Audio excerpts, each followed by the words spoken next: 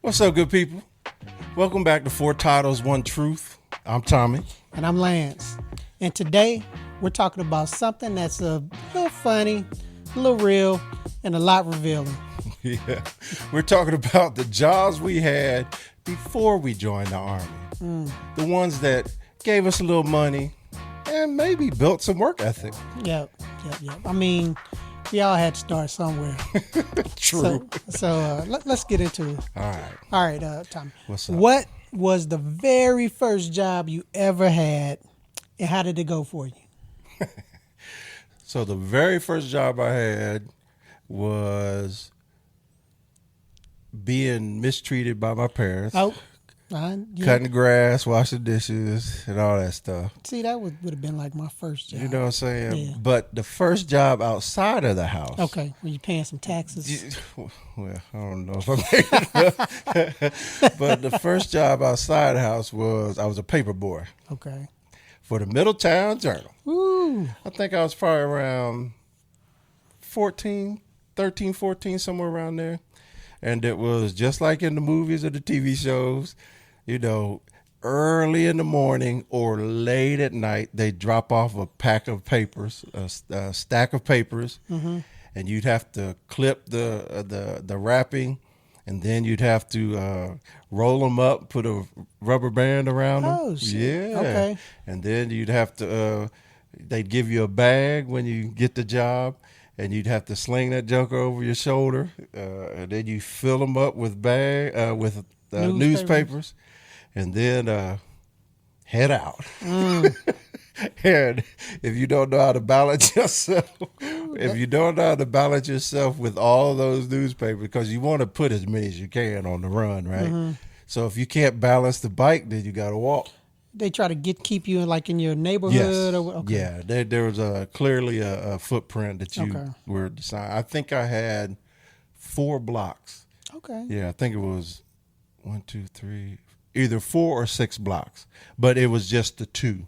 Okay. You know what I'm saying? So it was stacked 1, 2, 3, turn 1, 2, 3 back down. Okay. So the bottom line was 2 streets. I guess I could have said that, been a little simpler, but it was. In the beginning, I was fired up about it because it was my first job. And I think for everything, every route, I think you got like $50 to $100, something like that. I couldn't Oh, that remember. ain't bad. No, not for 14. Yeah, that ain't bad at all. The problem is. Back in the 1980s. Yeah. The problem is you have to get up very early. And I'm not talking practice early. You know, I'm not talking breakfast early. I'm talking like 4 in the morning, 3 in the morning, because you got to get the papers. And before you can go anywhere, you have to put the rubber band on them and load them up. And so there were times when I wasn't waking up. I was about to say, you weren't prepping before? Yeah. So you know what that doing meant? The pre-work? Well, that's the thing, though. You don't know what time they would come between hours, because so you got to remember, newspapers have to be printed. So you have to wait until they're delivered to your house. And the worst part is, looking back, is that I couldn't and shouldn't and didn't do it by myself. Okay. So when I was up, my dad had to get up because, you know, it was a job and he wanted to make sure I lived up to my responsibility. And so what that meant was sometimes he'd put the bag in the car and there was a couple of times where he did it. So did you break him off some of that route money? What? No, man, he was a subcontractor. And it wasn't in the contract, but shoot. Yeah, but that was my very first job. Okay. So what about you? I didn't have any like jobs in junior high or high school, but I did all of the grass cutting and leaf raking and snow shoveling, and it wasn't like, we had a decent sized yard, especially which it was probably about 3/4 of an acre. Oh. And then it was one of those yards where the front was Hills. tiered off, but the back was all Straight up? was straight up, elevated. straight up backyard. So the grass cutting wasn't the most fun, and then the leaves. We had some. I mean, if you from the Midwest, you know that you got some big trees, and we were fortunate enough to have some big trees in that yard that we could. I would rake those. It would be so many leaves. I mean, they would be like 6 foot of leaves by the time that you raked all of those leaves. Used to run and jump in them. Yeah, and jump off the side of the thing into the driveway and hit them. So did that piece and just and then I would get like $10, $20. I mean, it was enough to whenever I started driving to fill up, get a nice tank of gas and have some gas in there. have some money over to go buy the fast food place or something because gas used to be about 87 cents, 84 Lord. cents. So The you could fill up. But the funniest thing about a lot of the chores that we had to do for the, you sound old saying that. I think a Little House on the Prairie when I say it. But anyway, like with grass cutting, I used to see my dad out there, and I wanted to be out there so much, so bad, absolutely. And I remember him like, go on now, no, let me go ahead and cut this. And then it got to, come on, you could push on the smaller, the bar. So when I was younger, I used to push on the smaller bar with him. So, and then next thing you know, he was like, go ahead and try it. Yes, you got it. And then the next thing you know, it was, don't go cut the grass. How times change. Yeah, it's something. Something. So what other jobs did you have? Then when I got into college, and then I came home, I think I worked where everybody eventually worked at some point in their life is at McDonald's. That gave you money? Yeah, at McDonald's. Free food was fun. Yeah. You worked at McDonald's? Worked at McDonald's. I worked at McDonald's for 3 weeks. So this is what I did. Worked at McDonald's for 3 weeks. Right. Never worked up on the register or anything like that. I was on the grill. I was on the grill.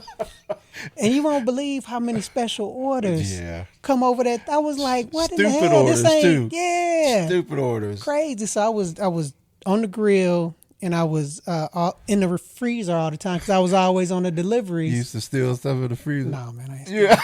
Wasn't in my car like that. Stop. Hey, how many years has it been? Okay, you we good. Probably good. Yeah. Probably got some patties. 3 weeks, stuff, huh? What happened? You quit? I couldn't do it, man. Really? I was smelling like McDonald's and stuff, and it was a place that it was a city, the school district in St. Louis, where all their buses were stored, and it was probably half-mile from the house. So it was always packed. And the buses were there in the summertime, so all of the buses were there. And I can't remember who told me. I went through there, and they were like, we need somebody. We had to wash all these buses and do all of this. So I was washing buses. Oh, so you quit McDonald's? I quit McDonald's, and then I washed buses. And that was easy. Come on, man. We was sitting in it was work sometimes, but it was a good time. So I worked with at some McDonald's. Good folks. I worked at McDonald's. So I had a friend. His name was Gary Agee, and he was a what do you call it? The area manager.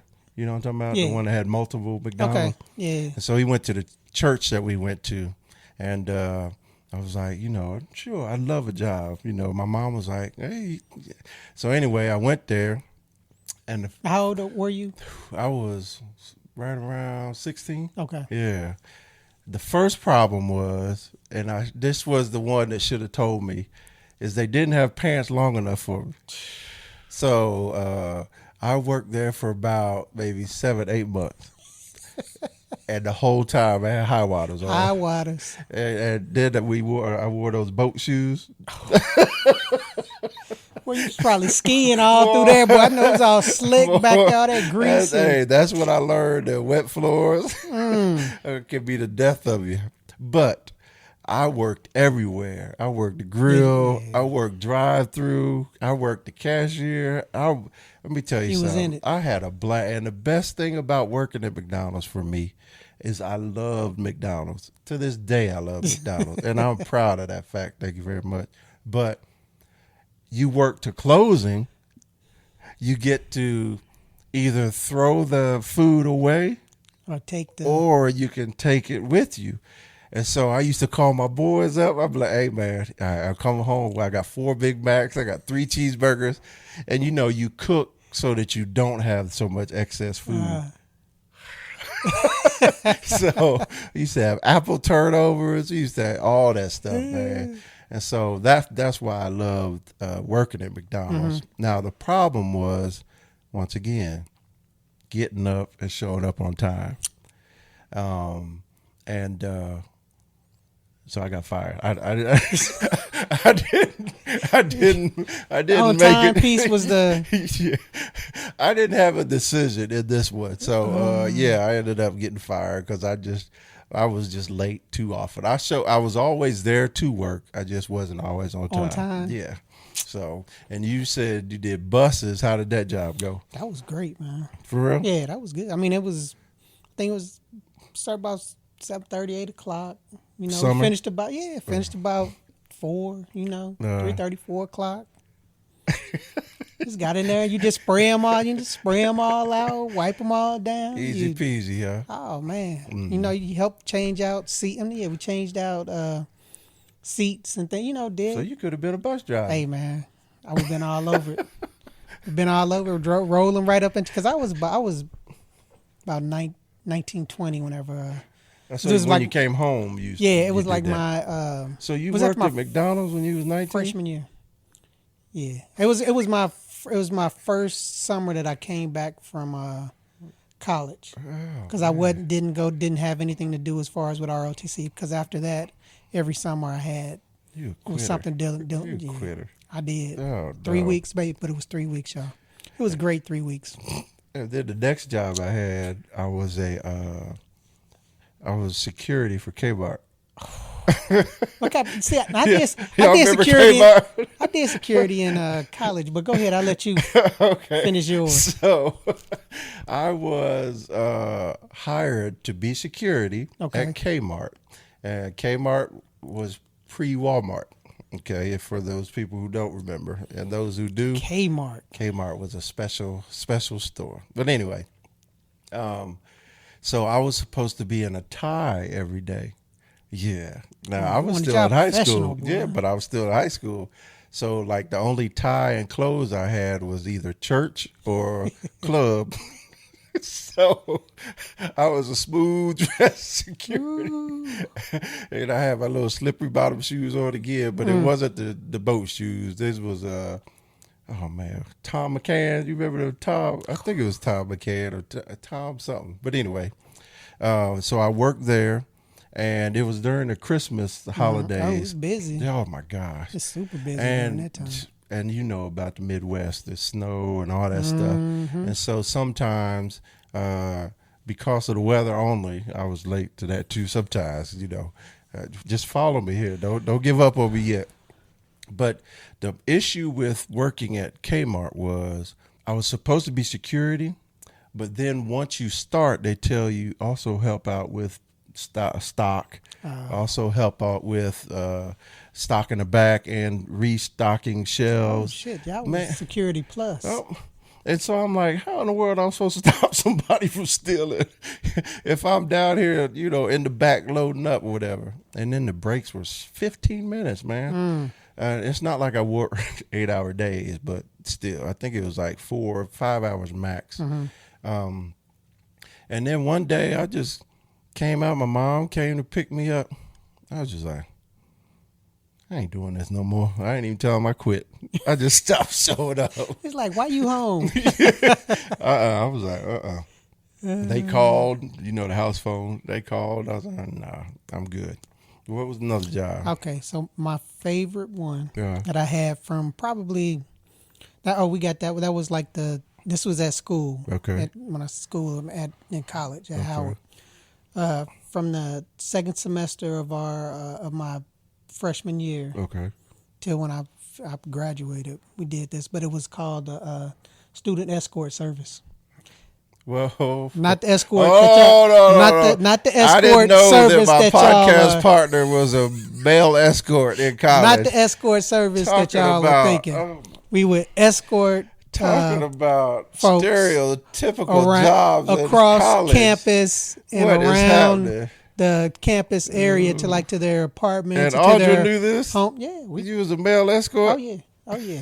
Oh yeah. Okay, But it go was ahead. it was Tell me like what this it job was is. security though. But that's what it Oh. was. It was escorting folks to their home, because if you know where Howard is, it's in the city. It's right off of Georgia Avenue.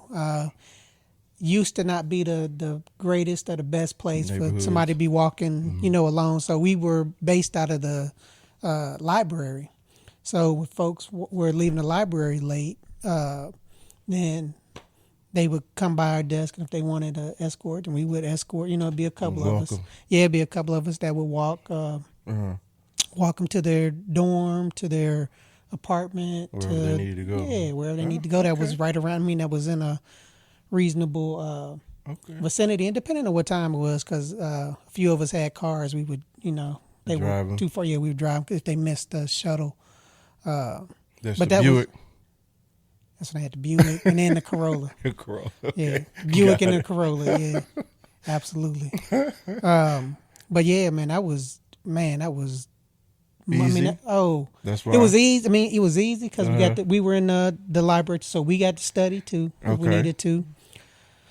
And then it was just money. Yeah, we just sat in there and. How many hours would you say was a shift? We worked probably 3 to 4 hours a night. Yeah, wow. So it was good money. Hell yeah! if you're in college, yeah, and you ain't got no money. Yeah, so ROTC we would get like $100 a month. So, but this job we were making about $400, about $400 a month. Oh, okay. So I think it was about $400 a month, $430, $440 a month. Okay. And we talking back in the early 90s, y'all. We're also talking about when we didn't have money. You know what I'm saying? Yeah. So and we didn't have bills. There was no house note, a car note, electricity, none of that crazy stuff going on. So that was a male escort. Okay, got it. That was some nice change in the pocket. So my next job was I worked construction. That's some work. Yeah, it was. And so we used to pour foundations. And so for you people who don't live in those that don't have the due depth, we up north we have to build basements for every home, and that's considered the foundation. And so we used to have to first we drive to the job, and it'd already be cleared out by the construction company I worked for, and then we would have to take panels and build the foundation. And connect them. Yeah. So whatever puzzle that foundation was, we'd have to put it together. So you had 8 foot tall panels that weighed about 100 pounds per panel, and then they got heavier and heavier. Well, maybe not 100 pounds, maybe 50 pounds. But they adds up though, I would think. And they got heavier and heavier because the concrete you have to pour in between the panels, right? And that's where the foundation comes from. So we used to have to build that maze, and then you'd have to connect them with ties so they don't blow out. And those are metal ties and with pins. Yeah. And it was real work. I'm talking physically. Yeah. It's the most physically exhausted I've ever been, but I also had no body fat, and I was strong to the bug. I'm about to say, why are we paying these folks for concrete stuff? You got all this concrete experience. Oh my God! Hey, the problem is, it's like I need some concrete work at the house. It's a lot of hard work, and but the fun thing was, it was dudes. You know what I'm saying? It was made fun. Like, say for instance, we're pouring in the winter, and people were throwing snowballs at each other, and wrestling and all kinds of stuff like that. But the thing is, the average walls were 8 inches thick, right? So we built the forms in the pattern of the foundation for the home. We'd connect them, and then you'd pour concrete in, right? And so either you'd use a single truck that would back in and just dump it in there, but you have to make sure it's mixed by Get all of the air poking bubbles in it, and all air that bubbles, stuff. but mainly the honeycombs. Okay. Because you don't want a bunch of rocks forming up, right? Because that'll take away the strength. And then once it's filled up, you have to level it off, right? And then usually 24 hours, you have to disconnect it, take the pins out, and then you have to break it all down and put the forms back on the truck. Yeah, man. And so we used to have competitions. Now, remember, to get the forms off the inside, because you're building a maze, but it's closed off, you have to lift the 8-foot form up. Once you go in and you take all the pins off and then you break them away from the wall, then you have to lift them up, put them on the wall, and then carry them off the 8-inch wall. Yeah. And so back then, you know what I'm saying, heights never bothered me. You know, I was fearless. So doing this job was easy peasy. But now I've tried to stand on something 8-inch and it could be daggone 4 feet off the ground. So and I'm like like trying to get my balance. But we used to have competitions of who could pull it off the fastest, who could do a side the fastest, who could carry more than one form. I carried 4 at one time, 8-foot form. Yeah, so that's impressive. well, I used to be strong. But you were the right age though for doing that stuff. Yeah, but I got so many young man's so work many for sure. scars on my body from that job.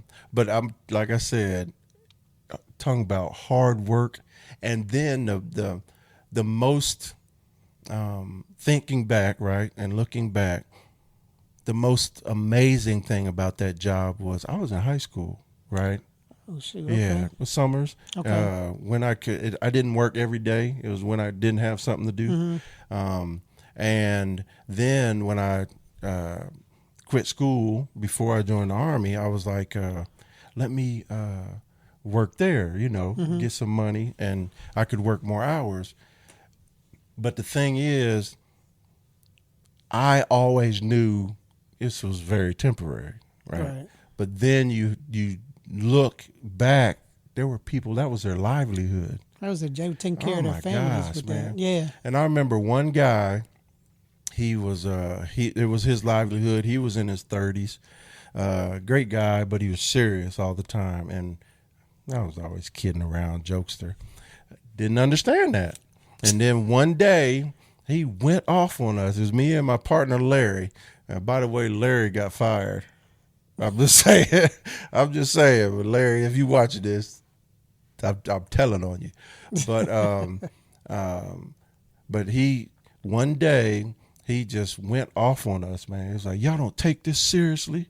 You know, this is what I do. And we was like, bye. You know, hey, you chose this. Don't be mad at us because we being clowns, man. But I thought about that years later, and I was just like, this man is fighting for his life. You know, it's good money if you put it, but to get good money, you have to put in serious hours and do good work. Yeah, and we used to meet a guy named Steve. We used to meet him at Larry lived not too far, but not next to me. So we would drive our cars. Either I'd go pick him up or whatever. And then we'd go to a spot down in Cincinnati, down towards Cincinnati. And we'd meet him. And we're talking like 4:30, 5 in the morning in the summers because daylight, you got to start. And, oh, my gosh. I mean, it was way more money than McDonald's or Kmart. But sure, you paid a lot of work, for though. it. Ooh, Yeah, I mean, you working, though. And you know what I did with that money? You got... I had new outfits every weekend for the club, baby. You know, that's what it did. You know what I mean? Do you have any other jobs? No, that's it, man. That sums it up for me. Yeah, that's it. But, okay, out of all those jobs, which job taught you the most about hard work before the Army? It's probably the one where I wasn't having to pay taxes on it or anything like that. And that was the work where I got paid the least. That was at home. Yep. That Larry Taylor was the foreman. Your pops name was Larry? Lawrence Taylor Jr. Lawrence Taylor. Okay. Yep. I never He knew and that. my brother's I don't think I ever knew that. Lawrence Taylor. He's a Lawrence Eric Taylor, but he's a Lawrence Taylor too. Okay. But yeah, man, it And that's just how I think that's how. Well, not think, but I know that's how he was brought up. But it was just, I mean, we were moving railroad ties. I was planting bushes, yucca bush. I mean, my sister can vouch for this. Yucca bushes still alive today. Still alive. She trying to get rid of them. Still alive today. Yeah. So I mean, just planting so we paying all these people to landscape. I know. And well, you I do got some all this stuff. knowledge. Yeah, but it's one of them things too where it's like, okay, I can pay for it now. I ain't doing all this stuff. Too old to be. But I didn't have. Yeah. See, when my father was my age, he had me. He's helping so I was the work. Yeah, I was the work. Yeah, he was teaching. So, but it was good because it taught me how to do a lot of things that I'll do for myself that I won't go pay. Have to go out and pay somebody for. So, but that was probably. I mean that work that I did. And it was it wasn't just seasonal. It was it was seasons. You got all of the seasons work. It was something. Yeah. Something around the house. Yeah, I mean, and it was just. I mean, you did it. You know that it had to be done. It taught me that not to wait for somebody to tell me to do something, but you see that something needs to be done. Take care of it, and then just keep it moving. So yeah, I'll tell you what, that one of the lessons I remember to this day, and it don't affect me anymore, is if it's snowing, don't wait till the snow stops to shovel the sidewalk. Because the longer you wait, the more likely it turns to ice at the bottom. Well, that and snow is heavy, y'all. Yeah. I mean, if you don't live in an area where it snows and you have to shovel it. Yeah.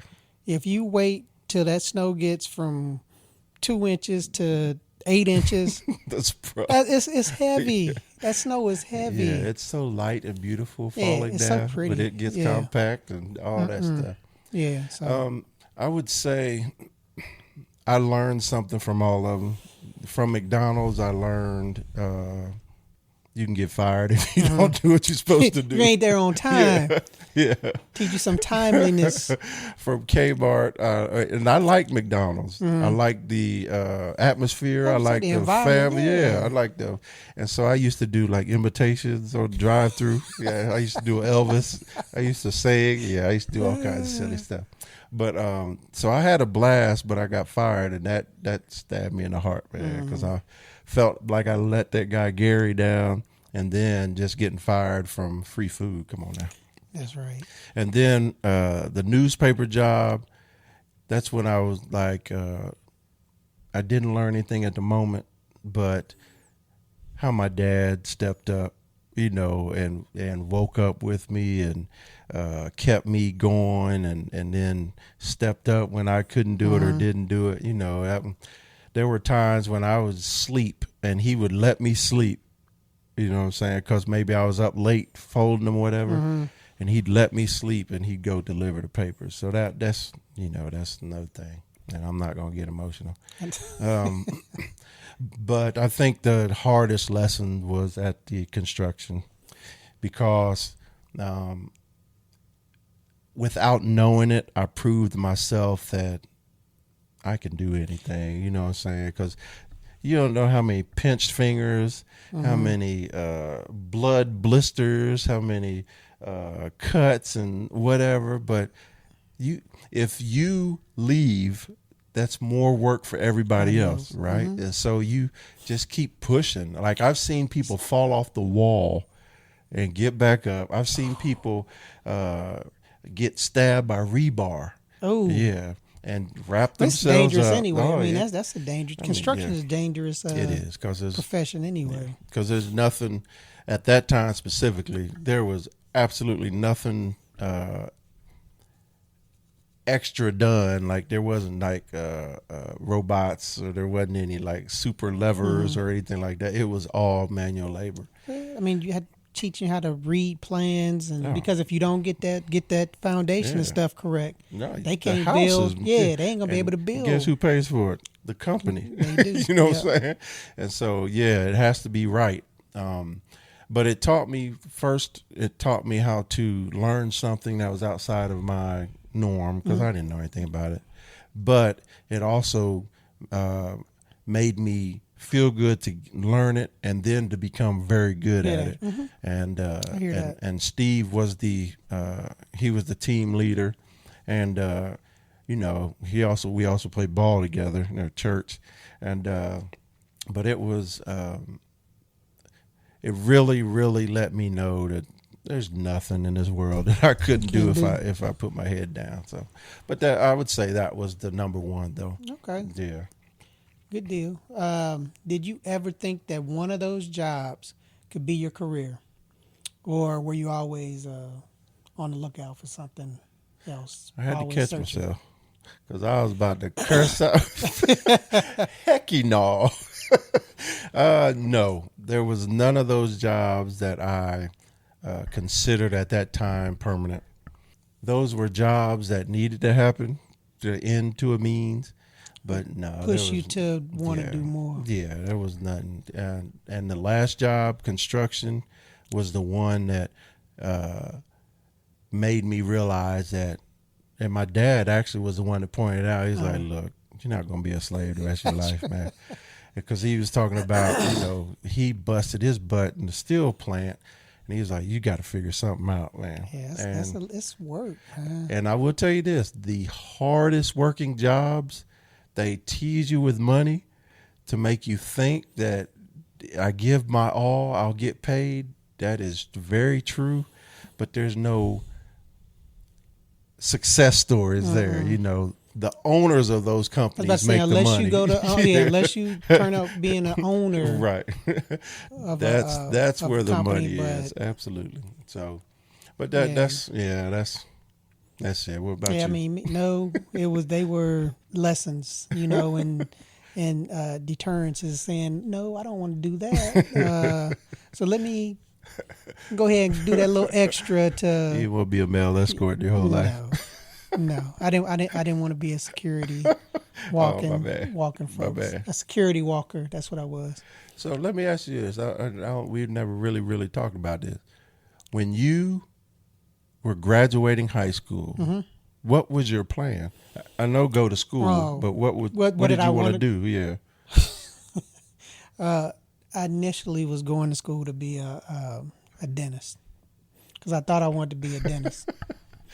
What made you want to be a dentist? Because that seems. Well, I had a good experience with my dentist that I grew up with. The one with the cop. To him. Yeah, I did. That's your good. Yeah, I did. I had a good experience with him, and I always thought I was like, well, he was black, right? No, he was a white guy. Yeah, it's a white guy, Dr. Gears. Uh-huh.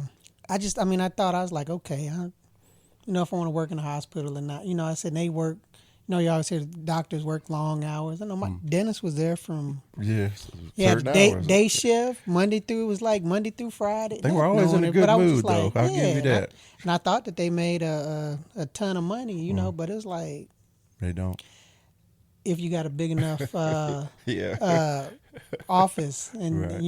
because you got people on the paper. I mean, all of those things that you learn more of, and then just knowing in the military is like, okay, what do when I start inquiring some more about some of that stuff, it was like, do I really want to do, because I could have gone to be like an oral surgeon or, something like that. But so your dad was a teacher and then a principal, right? And what was your mom? She was a nurse. Okay, so that's where the medical bug. Well, my mom was a nurse. I had aunt that was a couple of aunts that were in the medical field, nurses and stuff. So it was in that, that education, because I had aunts. My aunt was a educator.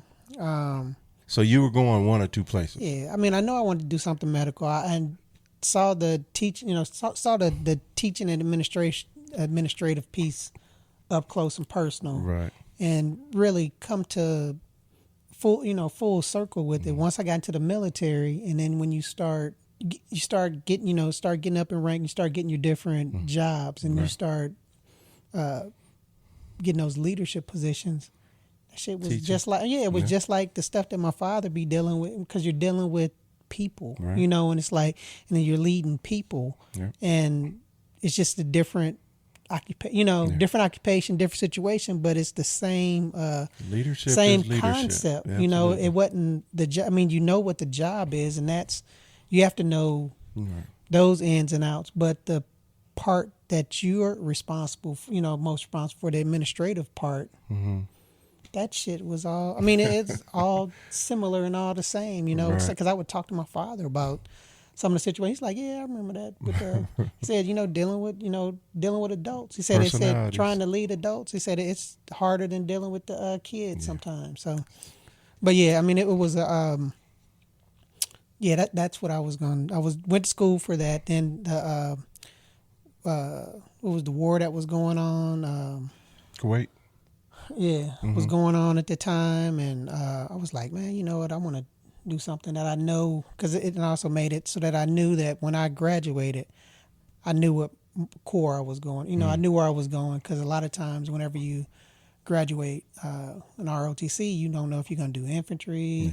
Yeah. They pick for your armor. Right. And I was like, okay, I know I want to do something medical. Don't I know leave it to this would chance. make it so that I would. Yeah, I mean, this Yeah. would make me go straight into that. And then I knew that nursing is so versatile, man. Yeah. You could branch off and do, if you want to go to medical school, if you want to do, it's a lot of different ways that you can go if you didn't want to do nursing. But it's so many different professions in the field of nursing that you can do that aren't just your basic TV nurse. med surge nursing type thing. But yes, that's what I was going to do.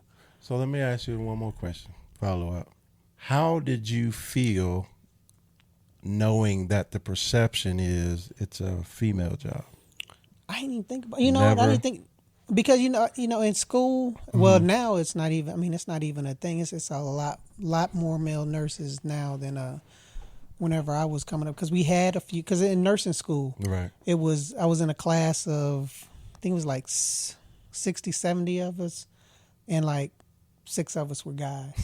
So then whenever and that sounds bad, but please don't look at me bad. But that was one of the things that was a draw to the school. It was like, oh man, said all these ladies down here, not thinking of the work that goes into it. Yet.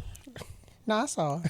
She was down in the school. She was down because they were all down in the school of Allied Health. I'm trying to She was down there too. It was we were running, but they were on different floors than we were on the second floor. I think they were on like the third floor. I know, but I can't. It's the truth. But yeah, it was it was work, man. It was hard. No, I got it. But especially back then, because I know. But yeah, that the perception that Absolutely. are you TV, gay? movies, Are you? Yeah, I mean. Well, not that. I was just wondering. About, yeah, did no. you get heckled and stuff like that? No. Yeah, that's No, what I mean, wondered. no, nobody. In school, nobody ever. To me, it was like whenever we did our clinicals and stuff at the hospitals and stuff, we got pulled more to go like help folks move, helping. Could you help them move these patients? Or could you, and it was The like, males? yeah. And and I think that we wasn't always the smartest folks, but we were very efficient, very organized on how we went up, especially during clinicals, just because, I can tell you, I speak for myself, just because knowing that it wasn't a lot of guys, and the perception was all, because I had a great experience through all of my clinicals, except for the rotation that we had with mother baby women's health. Because women didn't. They knew that you were a student, a male student. They didn't want you in the room Intimate doing whatever. moments. Yeah, so it's like I didn't have a very good experience at all, and don't feel like I learned a lot in that Aspect. in that piece with the hands on and all of that stuff. But I think the guys would be very organized and ready for the clinical, just because we had to. Because we were already looked at it like, okay, this guy, because you don't give him a reason. Step the game up, or and I enjoyed. Yeah. I enjoyed it, but it was. I had a good time. I had a great time, man. It was a great. Great. It was hard, but it was a great experience. I Man. always wondered that. Okay. Yep. So for me, like I said, that last job, construction specifically, all of them taught me something, but that last job just I I was physically strong, mentally strong because of that job. And when I made the decision to join the military, that along with my athleticism, that just helped ensure that the physicality of the military was not anything that I would ever have to worry about. The other things I had to learn about because once again, joining the military, my first job that I signed up for in the military was explosive ordnance disposal. And I did that simply because. Watch the Foot Locker. Oh, yeah. I did that simply because the videos that they showed you, it was just so hype. And I was like, ooh, and I qualified on my scores, maybe qualified, and I went and did it. And then they sent me to school as at that time it was a 55 Bravo, right, which is basically ammo tech. And that's where you store and track ammunition, right? And that led to my funny NTC story, but we'll talk about that another time. And then after I graduated at 55 Bravo school, I ended up going to EOD school, Explosive Ordnance Disposal, and that was down in Florida.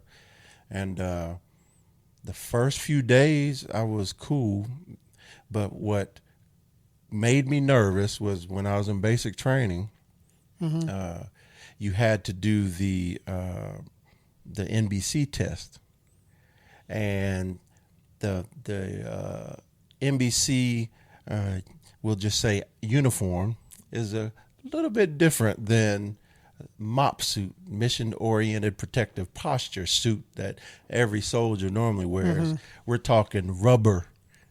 Yes, so you have to be able to get past your claustrophobia, and then you also have to do.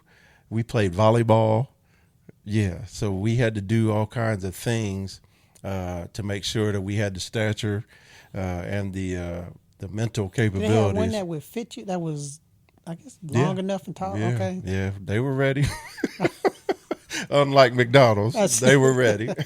But but all the time in that school, it was hard for me to convince myself that this is what I want to do for the rest of my life. So, as everyone should know by now, that is not what I ended up doing in the military. So, just a little story about my past, but they prepared me in their own small, different ways. They prepared me, and just when I got to the military, I just knew that since I signed up for it, and since it seemed like a big deal from the paperwork to because once you sign up on the enlisted side, all you have to do is show up. You show up to where the buses are going to take you to the airport or bus you to wherever you need to go. Then you got to show up to get on the plane, then show up to get off the plane, then show up to go get gathered up and taken to basic training. So it's all you build the cars. Assembly line. Goodness gracious. Oh, my mind went crazy. Yeah. But yeah, it's just like an assembly line. And that's exactly what it feels like. You're just getting checked, shot, stabbed in the arm, shoulder, whatever, with your meds or whatever you need. But yeah, that's what it was. It those jobs prepared me, and I'm glad I took that path so that I didn't walk, because I don't know how successful I would have been if I would have walked into the Army without ever having a job. Yeah. I mean, I think that helps you to see what you like, what you're good in, what your interests are. The previous jobs? Yeah. I mean, and then, like you said, especially with your construction job, it helps you push yourself, makes you see that I can go a little bit longer. Yeah. I can push myself a little more, because that's a lot of stuff that when people think that they're tired, and like, I can go a little bit. Really? I can really go a little bit more before I fall. No, you're still walking and talking. Yeah. You're not tired. Yeah, if you haven't gone to a knee, I think you can do a little more. Yeah. So, if you hadn't joined the Army, what job do you think you would have had, or what path would you have taken? See, that's a very interesting question. That is. Because I always believed I want to be a teacher.